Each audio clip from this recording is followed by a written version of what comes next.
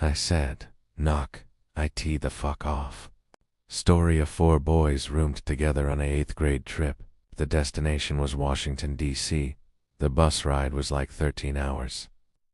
13 whole hours on a fancy bus. The kind you can poop in. It's at a VIP section where the cool kids all huddled up. We, of course, was grabbing all the tits and ass we could. But for our class of maybe 20, about 4 girls qualified for the touching. Pickings were slim, but they were loving it just as we were. Why they didn't separate us I have no idea. After a few stops for this and that, a couple and naps, we finally was there. It was night by the time we made it, so we all went to our rooms that were assigned. Some had their parents with them. Some of us didn't. So I'm at least roomed up with some good buddies, right?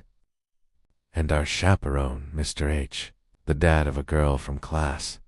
He had a dickhead look about him, but we didn't know him, and he didn't know us, if he did. It was no good lies from his goody two-shoes daughter who was onto one of the cool 4 hot girls there anyway. Dude's lame. He came directly with a bunch of rules and boring blah blah. Cut to the chase. We all are laying down. I'm in a separate bed with another buddy, Seth, and someone else was in the other bed. 10 minutes after we lay down I hear the famously known sound of our teen years. The pack, you know?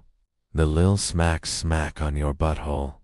Seth's ass lets off the long sound of butthole lips being ripped off his ass, and finishes with a quack. We, of course, all bust up with laughter. But not Mr. H. This guy, I assume, has mute button butthole, and is totally disgusted by the sound. He lets out a gross, go to the bathroom. Well, we all know about the delay farts that happens after. Seth lets another smaller quack go. We all still laughed, just not as loud. This time, no response from Mr. H. That's okay. Seth wasn't looking for his anyway. Well, 3rd time is definitely the charm. Smack smack, we all could hear. Seth's asshole gasped for air like a deep diver coming up with no oxygen left.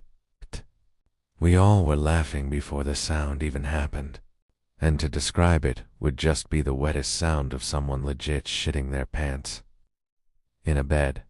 And that's when he snapped. I said, knock it the fuck off. And we instantly and simultaneously knocked it off and shut the fuck up. It's just a funny true story kinda. Glad he had to bask in the butthole air though.